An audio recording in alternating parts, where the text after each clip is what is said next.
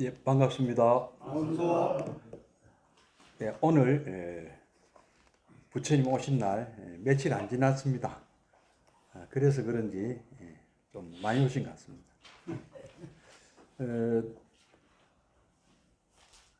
우리가 지금 이제 하고 있는 것은 뭐 늘상 지난번에 말씀드렸습니다. 우리 법요집 62페이지에 보면 중간쯤에 지심정례 공양하고 서근 동진 급아해동, 글자는 8글자밖에 안 되는데 이 내용을 지금 공부하고 있습니다. 서근, 서쪽에 인도로부터 동진, 동쪽에 있는 중국, 그리고 급아해동, 우리나라까지 불교가 어떻게 참 이렇게 전파가 되었는가, 그러한 그 이야기를 한번 지금 인도에서 출발해 가지고 지금 중국으로 가는 중이고, 오늘은 이제 좀 중국에 왔다 하는 정도 되겠습니다. 중국에 불교가 언제 들어왔느냐, 이거는 아무도 모릅니다. 뭐 어느 순간에 왔겠지만, 너무너무 이 지도를 제가 참 지도만 보고 실제 가봐야 되는데요. 지도만 보면 안 되고 가봐야 아마 이렇구나 하는 것을 알 수 있는데, 우리가 가보지는 못했고요. 갔다 왔다는 분들의 어떤 이야기 또는 뭐 사진 이런 거는 좀 봤습니다. 보고 정말 고생들 많이 하셨겠다 하는 생각이 많이 듭니다. 오죽하면 14억의 인구를 갖고 있는 인도와 역시 비슷한 규모의 인구를 갖고 있는 중국이 서로가 교류가 없었을까요? 있긴 있었지만 큰 전쟁도 없었고요. 큰 교류도 없었습니다. 왜 그랬겠습니까? 중간에 있는 히말라야 산맥과 티베트 고원이 중간에 놓여 있어 가지고 많은 사람들이 다닐 수가 없어요. 그게 저런 장벽이 없었다면 전쟁이 나도 많이 났을 거예요. 그렇지 않겠습니까? 사람도 많이 다녔겠지만 아마 시끄러운 일이 많았을 거예요. 근데 불교가 2600년 전에 인도 대륙에서 시작이 되었는데도 불구하고 중국에서 불교가 좀 황제가 그런 게 있나 하고 아는 게 한 어느 정도 지나고 시간이 지나고냐 하면은 거의 800년 가까이 지나서라고 합니다. 그러니까 이제 중국 대륙의 최고 지도자가 그런 게 있나 하는 정도가, 그것도 확신하지도 않아요. 그냥 전해 오는 얘기가 그렇다는 얘기입니다. 실제로 이 중국 사람들이 저 서역부터 인도라는 나라에 어떤 가까이 간 적이 몇백 년 동안 없었거든요. 2600년 전에 인도에는 여러분 잘 아시다시피 부처님이 등장하셨고, 그 비슷한 시기에 그리스에는 소크라테스, 플라톤, 아리스토텔레스 이런 분들이 등장하셨고, 또 중국에는 누가 등장했습니까? 여러분 잘 아시는 공자님, 공자, 맹자, 장자, 노자, 순자, 하여튼 엄청 많아요. 그죠? 묵자 있고, 먹자는 없고 묵자는 있습니다. 우리 사투리로 묵자가 계세요. 이런 분들이 제자 백가라 해가지고 대거 등장하셨어요. 근데 그러니까 그리스의 소피스트처럼 인도 대륙에도 육사외도 62견 해서 수많은 종교 사상들이 동시에 다 등장했습니다. 그러니까 막연하게 하늘을 믿는, 하늘의 존재, 그러니까 대자연이 무서운 것을 알기 때문에 사람들은 가까이 있는 이 토템이라 그러죠. 가까이 자신에게 어떤 영향을 주고 있는, 자신이 마음대로 다루지 못하는 무서운 존재에 대한 두려움이 신앙이 되기 시작했어요. 그래서 이 깊은 산 속에는 뭐가 제일 무섭습니까? 야생 동물이 제일 무섭거든요. 그래서 우리나라 같은 경우는 호랑이, 곰, 그러니까 우리나라라고 하기는 좀 그런데요. 우리 산이 많잖아요. 산이 많은 동네는 하늘이 그렇게 안 높아 보입니다. 하늘보다는 하늘은 좁고 뭐가 산이 많이 보이잖아요. 그렇지 않습니까? 숲이 많이 보이고. 그렇죠. 그래서 그런 토템이 있었고, 하늘이 두려운 나라는 어떤 나라겠습니까? 두 가지 종류가 있어요. 너무너무 더워서 태양이 우선 태양신을 믿는 나라는 좀 남쪽이고 더 더운 나라니까. 그 다음에 태양도 완전한 존재가 아니잖아요. 밤에 이제 해가 지니까요. 그래서 하늘 전체를 두려워하는 이 사람들이 있어요. 주로 사막, 그다음에 초원, 하여튼 땅이 넓은데, 그다음에 바다에서 활동 많이 하는 사람들. 바다에 가면은 바다 한가운데 가면 하늘밖에 없잖아요. 바다하고. 그래서 하늘신, 그다음에 뭐 바다의 신, 제우스, 뭐 포세이돈, 뭐 이런 거, 그 그리스 그렇지 않습니까? 그죠? 제우스 신이잖아요. 하늘이 제우스. 그다음에 바다에는 포세이돈, 뭐 이렇게 부르지 않습니까? 그다음에 지하 세계. 그리고 저 북유럽의 바이킹들은 오딘이라고. 오딘. 그 신의 이름이. 그다음에 사막에는 여호와, 뭐 알라. 그죠? 이런 그리고 초원지대는 몽골 초원에서는 탱그리라고 불렀습니다. 탱그리가 아마 하늘철의 원일 가능성이 많다고 들었습니다. 그래서 원래 하늘천을 우리가 어떻게 발음인지 혹시 아십니까? 옛날에는 턴이라고 발음했습니다. 이게 이제 국외음화 때문에 천으로 바뀌었어요. 하늘천이 아니고 옛날 하늘텐이었어요.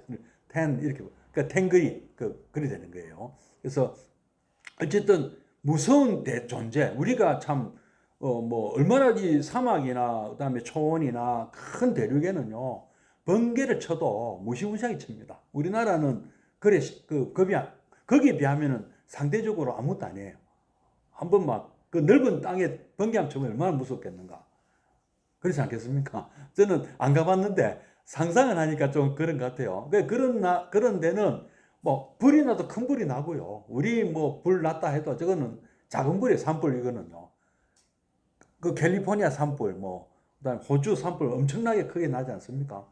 그 산불, 물난리가 나도 엄청나게 나고, 겐지스 강 범람해가지고 여러분들 그 방글라데시라는 나라가 왜 독립한 줄 아십니까? 물난리 때문에 독립했습니다.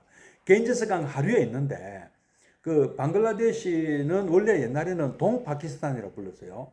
그러니까 인도가 영국으로 독립할 때 힌두교를 믿는 인도 사람들은 인도로 독립하고 그다음에 이슬람교를 믿는 사람들은 파키스탄으로 독립했는데 이 벵골 지방 지금 칼카타 위 북쪽에 보면 방글라데시가 지금 이 나라에 이슬람교도들이 많았습니다.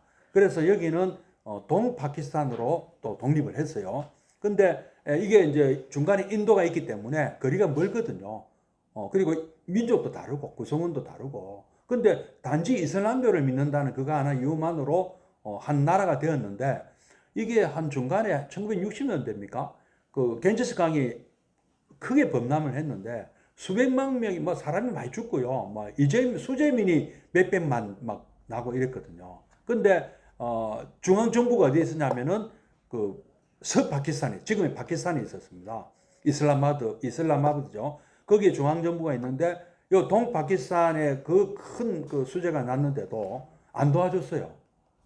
너가 알아서 해라. 지방 정부 너가 알아서 해라. 이렇게 했어요. 그리고 이제 동파키스탄이 거기서 독립을 결심을 했고 인도하고 이제 서로 이제 협력해 가지고 독립을 해버렸어요. 그래서 그 독립된 나라 이름이 방글라데시입니다.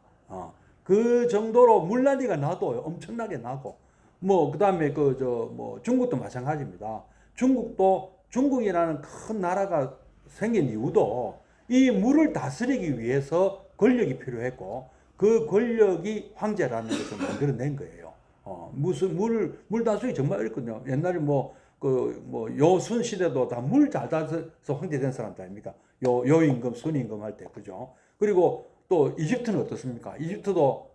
이집트가 나일강 덕분에 이집트 문명이 생겼지만 또 물난리도 또 뭐가 많이 나거든요. 그러니까 이게 그 피라미드를 지을 정도의 권력이라는 것도 그 물난리를 다스릴 수 있는 그런 그러니까 집중된 권력이 필요했기 때문에 그런 그 권력이 생겼고 문명이 생긴 것 같아요. 그 4대 문명이 다 보면 큰 강 유역 아니겠습니까? 그죠? 메소포타미아 문명도 뭐 티그리스 강이나 유프라테스 강 유역에서 발생한 것이 그죠. 이집트 문명은 나일강이고 중국 문명은 황하 문명이라 그러고 인도는 인더스 강도 큰 강이고 그다음에 이제 부처님 당시에는 인더스 문명은 한물 가고 겐지스 강 쪽으로 사람들이 많이 이동을 했어요. 거기가 훨씬 땅이 좋거든요. 인더스 강 쪽보다는 겐지스 강 쪽이 농사지기가 훨씬 좋습니다. 근데 지금은 또 재밌는 게 그 부처님이 활동하셨던 비하르주거든요. 그 비하르주가 인도에서 제일 못 사는 동네예요. 왜 그런가 하면 옛날에는 거기가 잘 사는 동네였어요. 농사도 잘 되고. 그런데 지금은 인도가 이 해안 지방부터 개발이 되다 보니까 영국 이 외국들이 외국하고 무역하는 이 해안 지방이 발달했고 bombay나 캘커타나 다 해안에 있지 않습니까? 그리고 이 내륙은 개발이 덜 된 거예요. 공장도 별로 없고. 그 묵고 살 만한 게 잘 없어요. 그래서 바라나시 일대가 가장 좀 뒤떨어진 현재는 그렇다 그러더라고요. 그 좀 뒤떨어졌다 그렇게 들었습니다. 저도 들은 얘기입니다. 그래서 어쨌든 이런 그 큰 강 유역에서 큰 문명들이 발생했고, 근데 이 서로가 그러니까 중국 사람들은 이 인도라는 나라는 그런 나라가 있다 하는 거는 어렴풋이 알아도 어떤지는 몰랐대요. 그리고 인도도 마찬가지고. 중국보다는 아쇼카 대왕이 어느 쪽으로 이 전도사를 보냈습니까? 포교사들을 서쪽으로 보냈거든요. 서쪽에서 왜냐하면은 알렉산더 대왕이 쳐들어온 걸 알기 때문에 그쪽에 가면은 메소포타미아 문명 쪽에 뭐 큰 나라들이 많다. 이걸 알았어요. 이집트도 알고 그리스까지 알았는데도 동쪽으로는 안 보냈거든요. 왜냐하면은 바로 서쪽에는 미얀마 쪽은 그때만 해도 전혀 사람이 안 사는 정글지대였고. 바로 머리 위에는 히말라야 산맥이 있고, 그러니까 서쪽으로 갈 수밖에 없었던 거예요. 그 히말라야 산맥 넘으면 어마어마하게 많은 인구가 거기 살고 있다면 그 산맥이 왜 안 갔겠습니까? 근데 너무 교통이 불편하고 존재도 잘 몰랐고 이러다 보니까 시간이 엄청 오래 걸린 거. 오래 걸려도 이게 마치 물이 서서히 스며들듯이 사람이 한꺼번에 오고 간다는 시간, 한 사람이 한꺼번에 오고 다니는 건 굉장히 힘듭니다만은 조금씩 이렇게 영역을 넓혀가는 건 가능하거든요. 근데 이제 요 재미있는 표현이 있습니다. 그러니까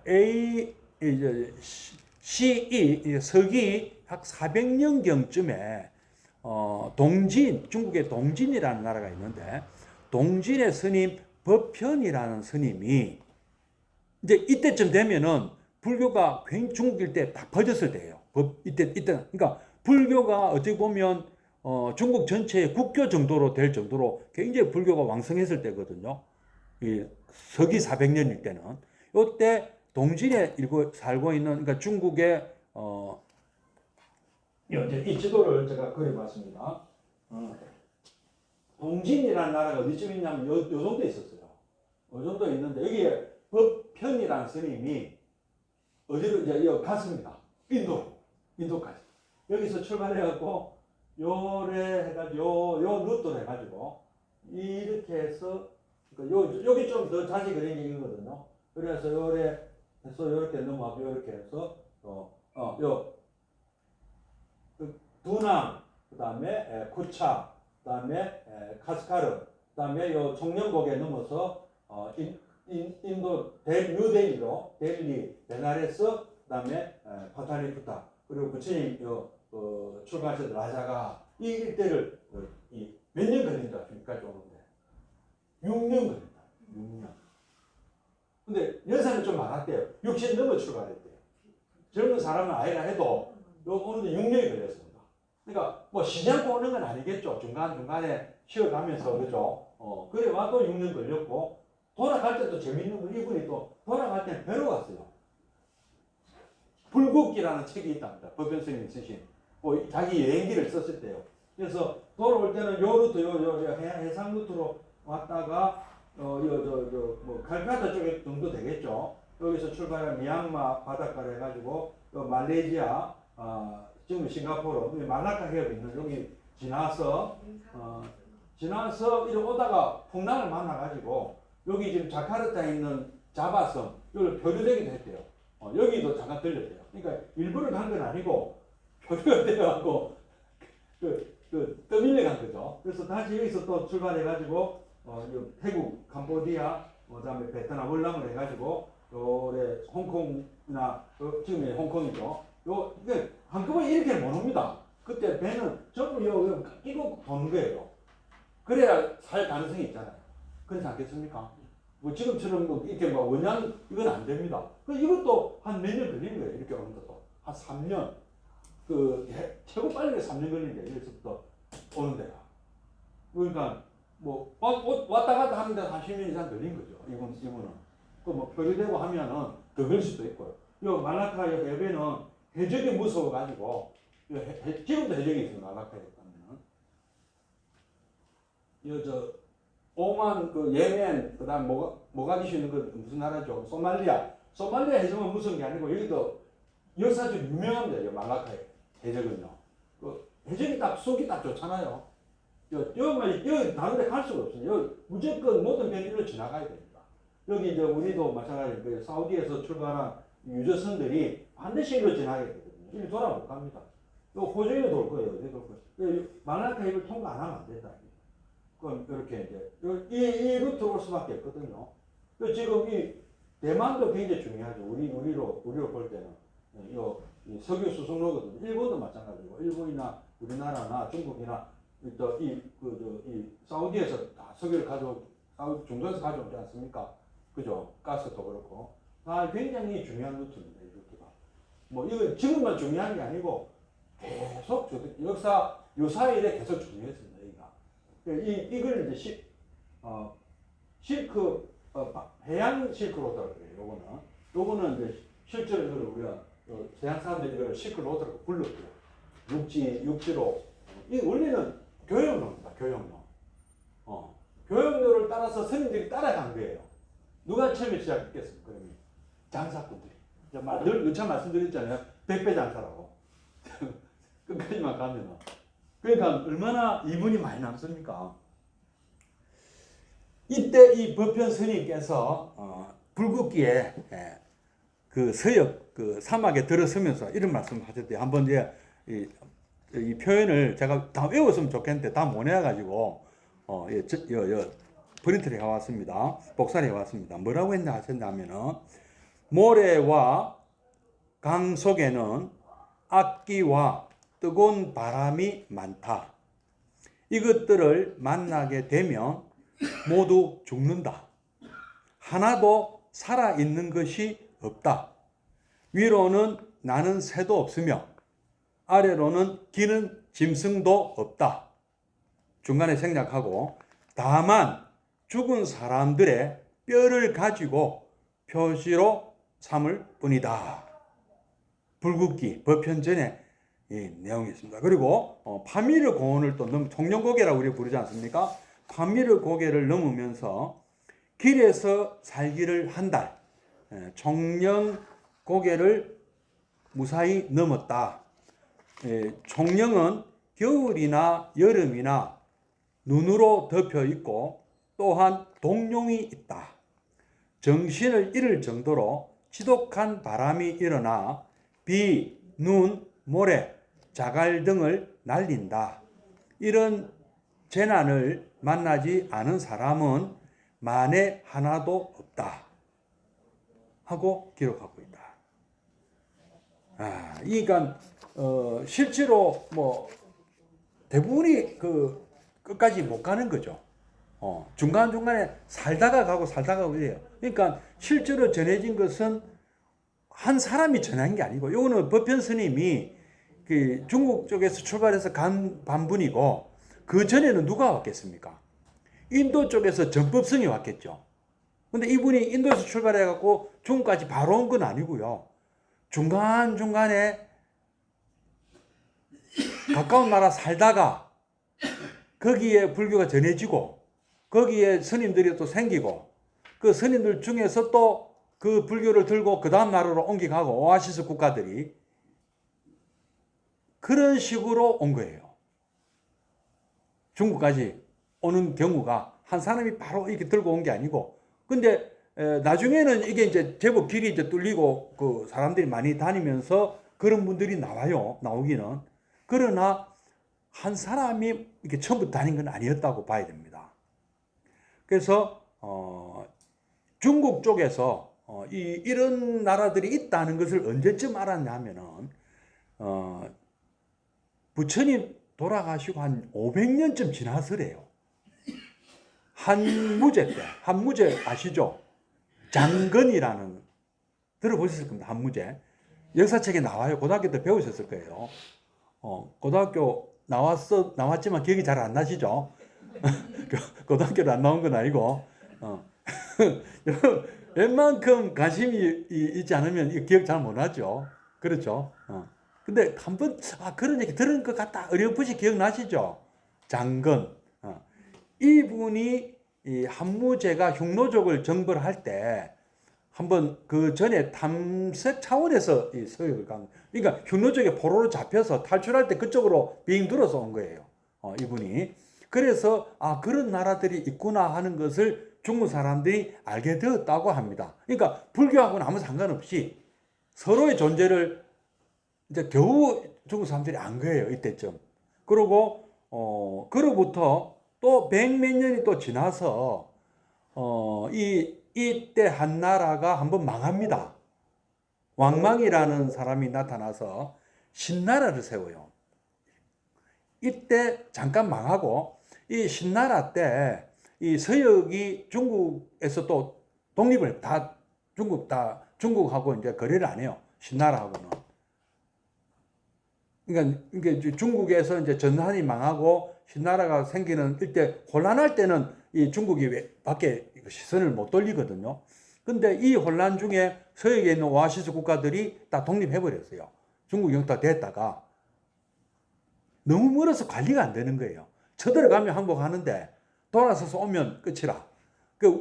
우리나라도 그거 비슷했어요. 우리나라도 중국이 와서 점령한 적이 없습니다. 그렇지 않습니까? 뭐 쳐들어왔다고 점령이 쉽지가 않아요. 우리나라 쳐들어오기도 힘들고 너무 멀어요. 이런 오아시스 국가들도 마찬가지였어요. 그러니까 보급선이 너무 길어서 군인들이 많이 올 수가 없습니다. 그리고 와서 이긴들 머물러 살 수가 없어요. 그래서 뭐 쫄면 몇 명 나누고 온단 말이에요. 그러면 쫄면들 몇 사람 갖고 못 지키거든요. 근데 우리나라 좀 다른 거는 중국 군대가 머물지를 못했어요. 우리나라는 머물지는 않았다 아닙니까? 그죠? 잠깐 머문 적은 있죠. 백제가 망하고 고구려 망할 때. 근데 곧 쫓겨났잖아요. 곧 쫓겨나고 실제로 머문 적은 잘 없죠. 몽골군도 머물진 않았어요. 우리나라에 다루가치만 몇 명 보냈고 군인이 머물진 않았어요. 청나라도 마찬가지고. 그런데 여기도 비슷한 케이스입니다. 그런데 요때 누굽니까? 광무제라는 분이, 광무제라는 사람이 나타나서 이 신나라를 또 멸망시키고 또 후한을 또 내나 한나라예요. 한나라 후예니까. 광무제라는 사람은 내나 한나라 후예이기 때문에 다시 한나라를 다시 세우는데 이 한나라를 후한이라고 부릅니다. 후한. 그러니까 자기들은 그냥 한이에요. 똑같은 한나라인데 역사가들이 구별을 하기 위해서 앞에 거는 전한, 뒤에 거는 후한 이렇게 부르는 거예요. 그거는 자기들이 부른 게 아니고 우리 역사가들이 부르는 거죠. 그래서 이 후한 때 반초라는 사람이 또 아까 장건처럼 또 이렇게 또 서역을 또 정벌을 합니다. 나라가 이제 말하자면 힘이 세졌으니 다시 이게 뭐야, 이것들 뭐야, 너것들 뭐야, 왜 배신 때려 하고 또 서들어가지고 혼을 내고 또 자기 영토로 삼는 거예요. 근데 그랬고 그 다음에 그 광무제의 아들 명제 때 꿈에 그 부처님을 만난 거예요. 명제 꿈에 나타났대요, 부처님이. 근데 이거는 지어낸 얘기가 아니냐 하는 견해가 많습니다. 임금이 꿈 얘기를 했는데 거기에 부처님이 이런 분이 꿈에 나타나는데 이 어떤 뭐 하는 분이고 하니까 아마 오아시스에 사는 서역 사람들이 실제로 무용하러 많이 와 있을 거 아닙니까? 중국 사람들은 안 믿어도 불교를 믿는 상인들이 와 있었단 말이에요. 중국 장안이나 낙양 같은데 장사하러. 이런 사람들이 이제 얘기를 해준 거예요.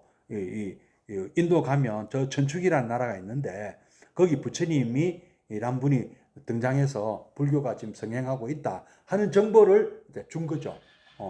그래서 그때 백마사라는 절이 처음으로 생겼대요, 중국에. 근데 이것도 백마사는 있긴 있는데요. 이것도 전설일 가능성이 많답니다. 그 다음에 언제쯤 돼야 이제 좀 이제 요때 이제 요때 들어왔다는 경전이 42장경이라는 게 들어왔습니다. 42장경.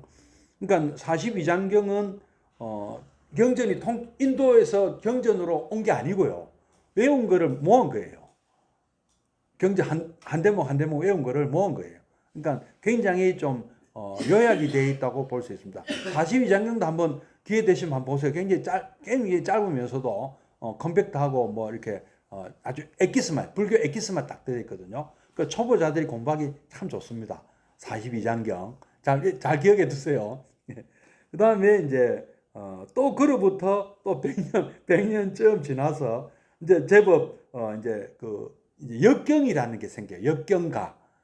역경가라는 거는 뭐냐 하면은, 인도에서 온 그 경전들이 전부 산스크리트나 이런 외국어로 인도 언어로 되어 있단 말이에요. 그러면 이 중국 사람들은 한문 그 문화권 아닙니까? 그러니까 경전 봐도 모르고 자기들끼리 보잖아요. 그 서역에서 온 사람들이. 근데 중국 사람들도 이제 관심을 갖게 되는 거예요. 이게 무슨 말이고 하고 이제 또 포교도 해야 되고 하니까 그거를 번역을 하기 시작했습니다. 중국말로. 번역이라는 것은 요즘은 구글에 맡기면 되는데 AI에 그때는 AI가 없었거든요. 그래서 어떤 사람이 번역을 했겠습니까? 처음에는 그러니까 서양 인도나 또는 서역에서 누가 머리 똑똑한 사람들이 중국에 와가지고 그 사람들이 중국에 이민을 오든 뭐 장사를 오든 중국에 눌러 살면서 또는 그 2세 아들 손자 이런 데에 자기 고향 말도 알고 중국말도 아는 사람들이 생기잖아요. 우리도 이민 가는 사람들이 이민 1세는 아직 우리말 알고 우리는 고생해서 영어 배우지만 2세들에게 우리가 우리말을 가르쳐주면 2세들은 영어도 잘 알고 우리말도 잘 알잖아요. 그렇지 않습니까? 3세쯤 가면 또 우리말이 약해지지만 이런 분들이 번역을 한 거예요. 한문으로. 그래서 이제 그런 사람들 이름이 막 나와요. 안세고, 안세고. 이름이 세고고 성은 안씨고, 그다음에 지루가참, 그다음에 뭐 축법포, 그다음에 구마라적, 막 이런 이름들이 막 나옵니다. 근데 이거는 중국 사람들이 아니에요, 이 사람들은. 근데 지금 중국 정부에서는 이런 사람들 중국 사람이라 하겠죠. 지금 중국 영토에서 나온 사람들이니까. 그죠? 근데 안씨는 이 앞에 안, 뭐 지, 축, 뭐 강 이런 이름이 성이 붙는데 이런 성씨를 보면 그 사람들 고향을 알 수 있대요. 안씨는 파르티아에서 온 사람들을 안씨라고 했답니다. 그때 중국 사람들은 파르티아라는 나라를 안식국이라고 불렀대요. 잉글랜드를 영국이라 부르는 것처럼.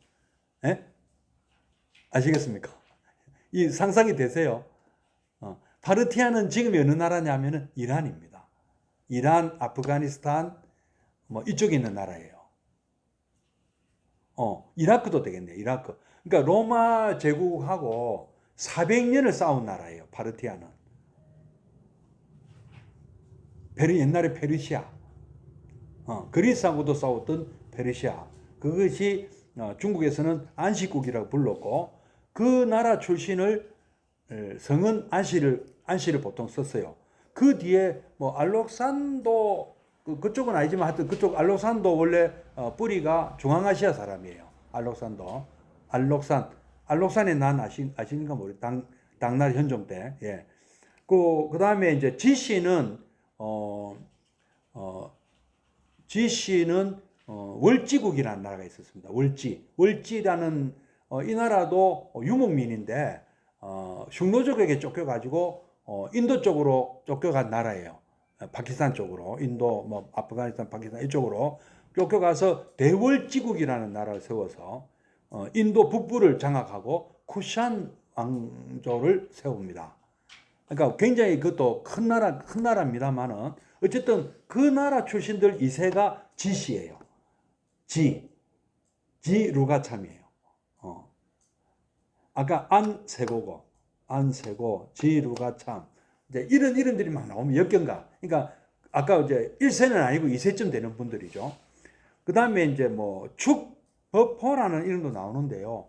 축씨는 누구냐면은 전축국이라 했거든요. 그때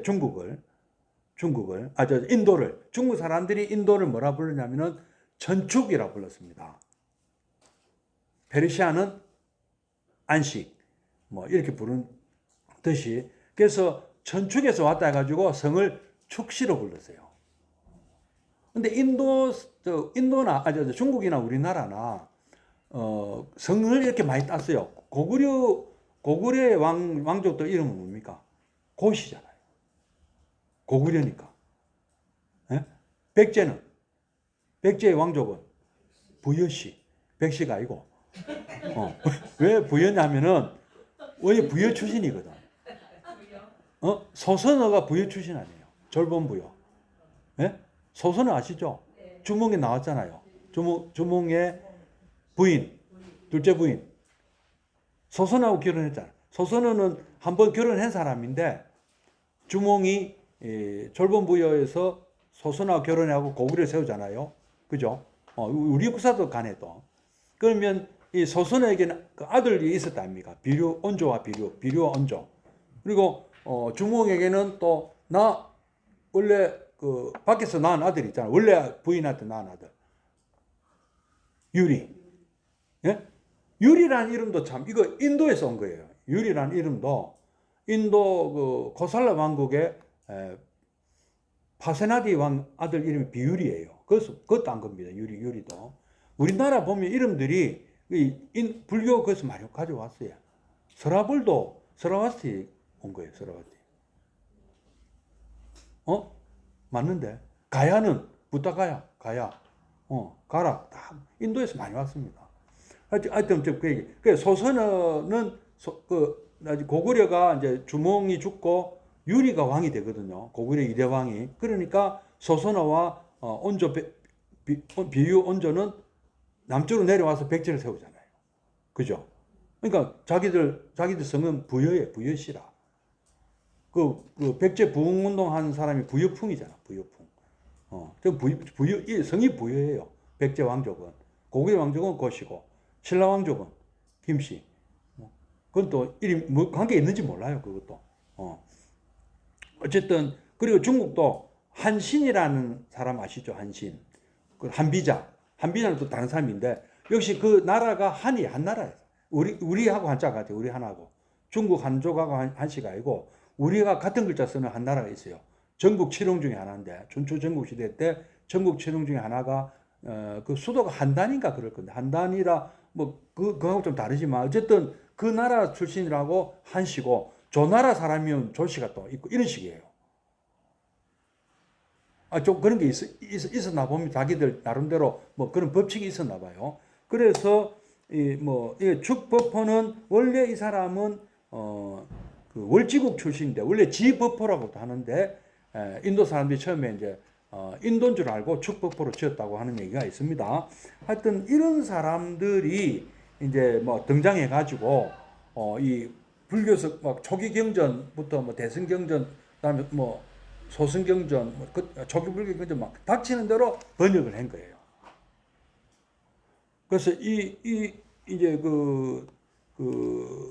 나중에 이제 구마라접 스님이 진짜 본격적으로 불교 경전을 번역을 하는데 그 이전에 이런 분들이 시도를 많이 해가지고 일단 이분들이 이제 말하자면 원조고 제대로 이제 나중에 본격적으로 많이 한 분은 구마라접이고 그 다음에 이제 반대로 이 법현 스님이 중국에서 인도 가셨다 했잖아요.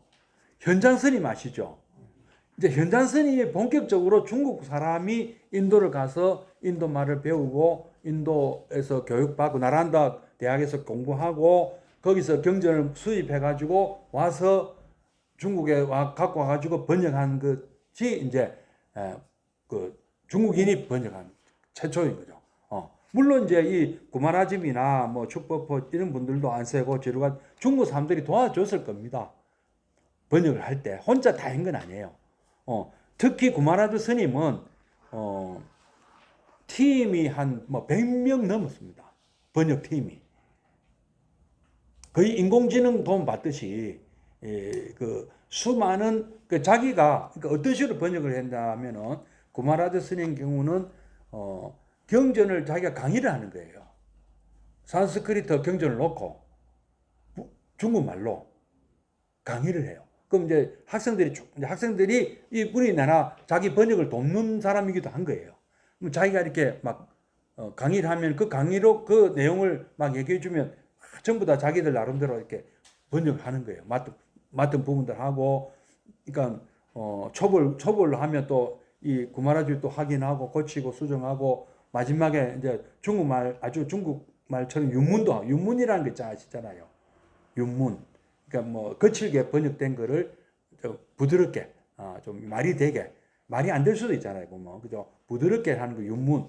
뭐 그다음에 뭐 굉장히 그 수많은 과정을 거쳐 가지고 오늘날 우리가 보는 경전이 번역이 되는데요. 저기 있는 저 번역은 반야신경은 누가 번역한 거죠?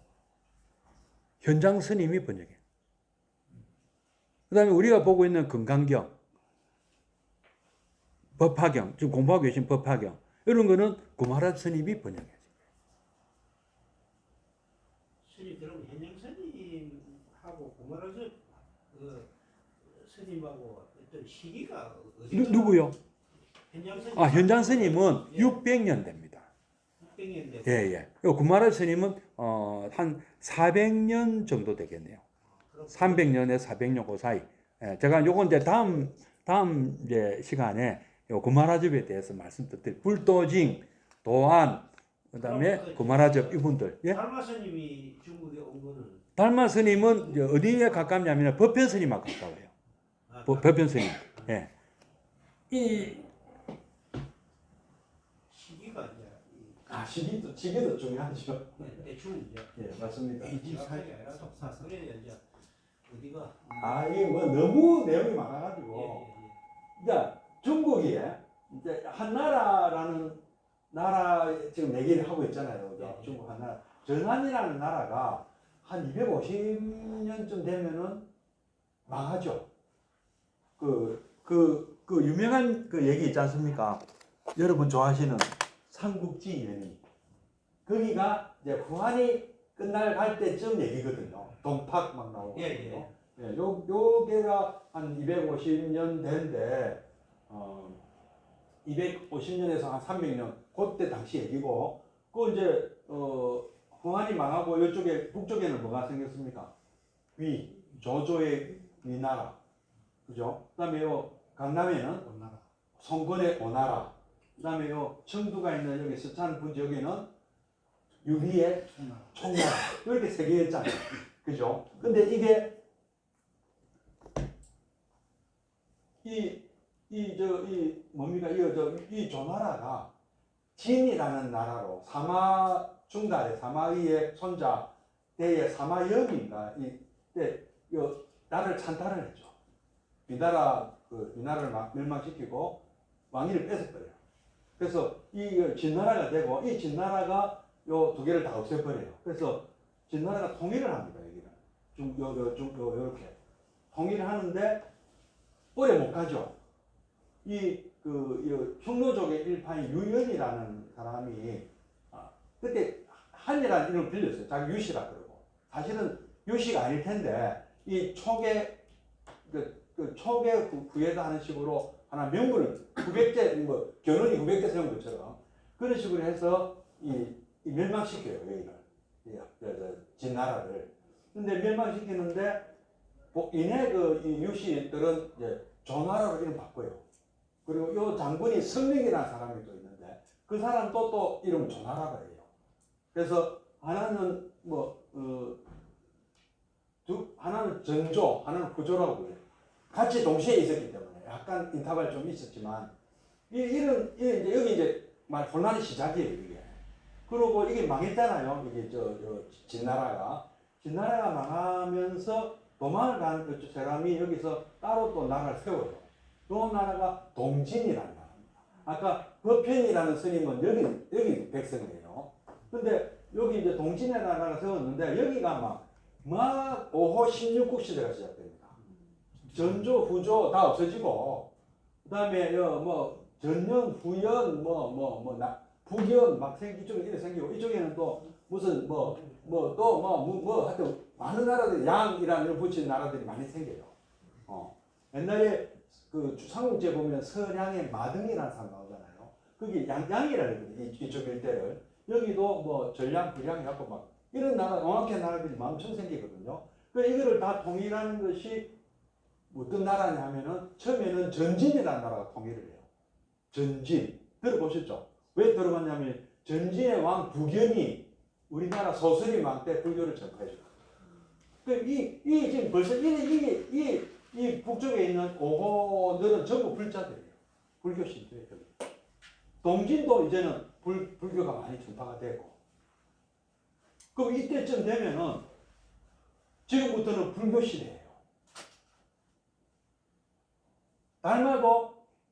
달마는 언제쯤 들어왔냐면은 이 동진, 이 강남이 계속 좀 바뀌는데 강남이 송나라로 바뀌어요. 송나라가 또 제나라로 바뀌어. 제나라가 양나라로 바뀌어. 그 양무제라는 사람 때 달마가 오면 남쪽 요래 왔겠죠. 네? 이건 양무제 때라. 양나라 일대. 그 마지막에 또 진나라는 이게 진이 모두 글자가 3개가 있어요. 진나라 글자 3개가 있는데 또 다른 진나라가 여기 이제 마지막으로 등장을 하는데 어디에 망하느냐 하면은 수나라한테 망해요. 수양제한테. 수문제 때 망해요. 수문제 때 수양제가 지휘관은 했지만 아직 황제는 아니었을 때예요. 그래서 이게 중국이 수문제 때 통일을 합니다. 수나라로. 그럼 이 수나라 되기 전에는 아까 제가 어디까지 전진까지 말씀드렸잖아요. 전진이라는 나라도 오래 못 가요. 동진하고 싸우다가 대패를 했어요. 완전 이 통일을 해보려다가 져버렸어. 동진하고 싸워가지고 그래가지고 나라가 없어져 버렸어요. 전진이라는 나라는 우리나라한테 그 불교를 전파해주고 얼마 안 돼서 망해버렸어요. 그래서 전진에서 구차국에 있는 구마라즈교 굉장히 유명했거든요. 이름이 중국 일대까지 알려졌어요. 왜 이게 이런 큰 스님을 모시려 했냐면은 불도징이라는 스님이 이 성륵일 때, 성륵이라는 아까 그 후조의 성륵이라는 굉장히 무서운 장군 출신 황제인데 이 사람이 불도징을 참모로 썼어요. 제갈량이다. 성륵한테는. 유비에게 제갈량이 있다면 성륵에게는 불도징이라는 스님이 있어요. 이 스님이 시킨 대로 하면 이기는 거예요. 전쟁에서. 굉장히 그 머리 회전이 빠르고 그러면 이길 때마다 자기가 소원이 있다. 황제 이번에 이기면 절 하나 지어줘서. 네? 이때만 해도 불교가 자기들이 불교 했지만 이 정도로 스님들이 신통력이 뛰어나지 몰라요. 이거 어째 됩니까? 이리 가라 이기고 저리 가라 저리 이기고. 불도징이라는 스님 덕분에 와 이거 우리도 그런 스님 모시자 이런 붐이 난 거예요. 그때 거의 행복이 스님 모시면 이긴다. 스님을 앞장 세워가지고 그 머리를 빌리면 이렇게 된 거예요. 똑똑하다. 하여튼 그럴 수밖에 이 연기법을 하는데 인간을 하는데 그렇지 않겠습니까? 다 인과거든요. 우리 분석하면 요렇게 되면 이렇게 안 되겠나 이게 이제 답이 좀 나오잖아요. 그걸 아니까 지혜죠. 모르면 지혜가 없는 거고. 그래가지고 이 구마라즈 스님이 구차국의 왕자 출신이라는 얘기가 있습니다. 여기에 이 소문이 난 거예요. 중국까지. 그래서 장군을 보내요. 여광이라는 장군을 보냈는데 보내가지고 이 구천국을 정복하고 모시고 오라가는데 막 터들어갖고 빼들어 납치를 하네 납치를. 돌아오는데 이 나라 망했어요. 돌아오는 사이에. 그래서 여기 눌러 앉아가지고 자기가 여기서 왕노를 하는 거예요. 황제. 그 나중에 요진이라는 황제 요진이라는 나라가 세워서 이거 멸망시키고 구마라 스님을 또 장안으로 모셔요. 그래서 요진 뭐 자기는 승려다 하는 식으로 그 경전에 보면 나와요. 자기를 마지막으로 데려온 나라가 또 진나라고 또 다른 진나라예요. 그래서 막 나를 치다가 나중에 이제 이 또 북위로 통일돼. 북위. 아까 그 스님이 법현 스님이 출발할 때 동지에 했지 않습니까? 그럼 자기 나라는 여기고 여기는 다른 나라예요. 북위로 바뀌었어요. 북위 때로 간 거예요. 그래서 이 북이라는 나라가 굉장히 강성했고 할리우드 영화도 나왔어요. 여자가 남장 해가지고 전쟁 나가는 게 있잖아요. 잘 모르시나? 그런 영화가 있어요. 할리우드 중국 배우가 나오는 영화인데 거기 그 나라가 북이고 북이도 오래 못 가고 또 쪼개집니다. 쪼개지. 두개 쪼개지고 이쪽에 이게 뭐 동서로 쪼개지는데 여기가 이제 북주라는 나라로 바뀌고 여기는 북제라는 나라로 바뀌고요. 북주가 뭐가 되냐면은 수나라가 되고 이 수나라가 수나라 전에 이거를 멸망시키고 수나라가 수문제가 찬탈을 해요. 또 자기 외손자 황제를 뺏드는 거예요. 또 외손자가 황제인데 너무 어리니까 쫓아내보고 자기가 황제 되는 거예요. 그래갖고 이 마지막 요 진나라까지 멸망시키고 통일이 되고 통일했는데 우리나라 고구려 쳐들어오다가 망하고 수양제 때 당나라가 들어서죠. 그죠? 또 북한 또 중구난방 됐는데 당나라가 통일해버린 거예요. 그리고 이제 당나라가 되자마자 현장 스님이 또 간 거예요. 인도로. 요 나란가 불교대학은 파트나 요 밑에 요 파트나 요 밑에 있어요. 바로 요 밑에. 요 겐지스강 건너에 있습니다. 요 겐지스강 북쪽에는 바이산이고 남쪽에는 강남은 파트나예요. 겐지스강 사이에 두고 강북, 강남. 서울로 치면은 그 강북에 있는 바이산이고 강남에 있는 게 파탈푸타. 여기 신도시. 이게 이제 한때 오랜 기간에 중국의 수도 노릇을 해요. 중국의 장안처럼. 장안은 지금 별볼로 없죠, 그죠? 지금 베이징이나 난징 이렇게 갔잖아요. 근데 인도도 마찬가지로 별볼로 없어지고 델리 쪽으로 가서 여기가 수도. 이런 속에서 그러니까 불교는 처음에 누가 믿었다고 말씀드렸습니까? 처음에 이 사람들도 믿기 시작한 거예요. 교육도 따라서, 그죠?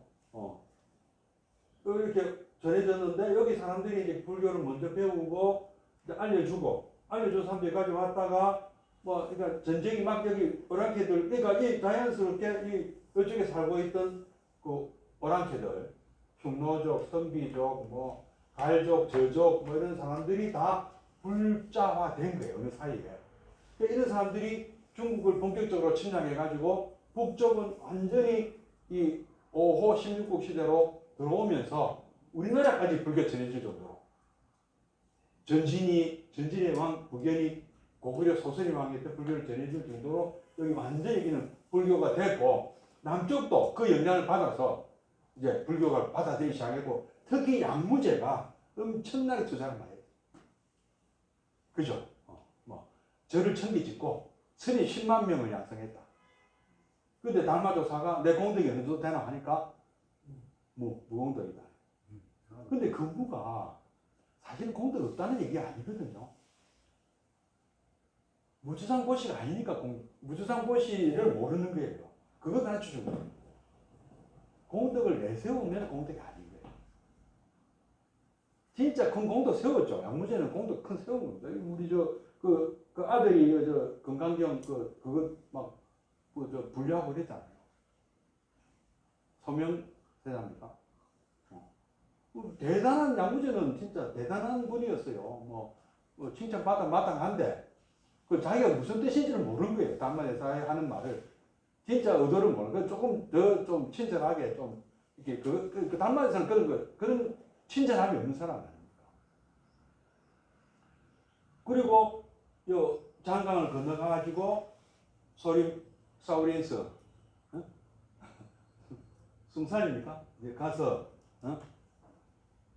이거 나중에 중산 저 조개 단어 가서 9년 동안 면복 수행을 제사를 안 둬.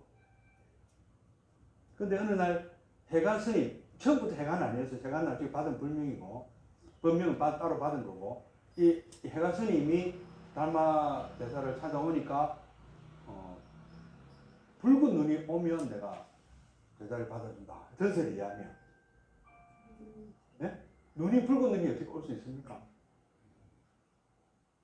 그러니까 해가 스님이 팔을 잘라가지고 h치니까 그 눈 오는 날이었거든요. 붉은 눈 됐죠.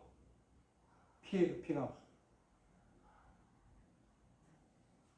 자기 마음을 보여줍니다. 붉은 눈 왔습니다. 그러니까 그제서 돌아보는데 진짜 막 붉은 눈이거든. 그 자기 팔을 잘랐기 때문에 해가 스님은 외팔이. 그래서 소림사 스님들은 합장할 때, 그 해가 스님의 그 자기는 구에다 이거라 이 뜻이다. 몸이 터파. 거기 전선이 또 절선이죠. 연하고 저기 이런 거 보면 소리도 사람들 마음이 다. 예. 그러니까 해가 스님의 구에다. 그 달마대사 후회 아니야? 이거 육조 해능 후회인데 왜 이렇게 달마대사가 더 위에 돼? 그러니까 그렇답니다. 예. 시간 다 됐네. 자, 오늘 그 구마라주 스님하고 달마 스님 다음에 하려고 했는데 오늘 뭐 질문 난 김에 일단 도입부만 얘기했어요. 이것도 조금 더 자세한 내용은 또 다음 달에 구마라주 스님 아까 불도징부터 뭐 얼추 얘기는 다 드렸는데 불도징 구마라주에 대한 조금 더 자세한 얘기를 말씀드리도록 하겠습니다. 자, 오늘 마치도록 하겠습니다. 예, 구마라주.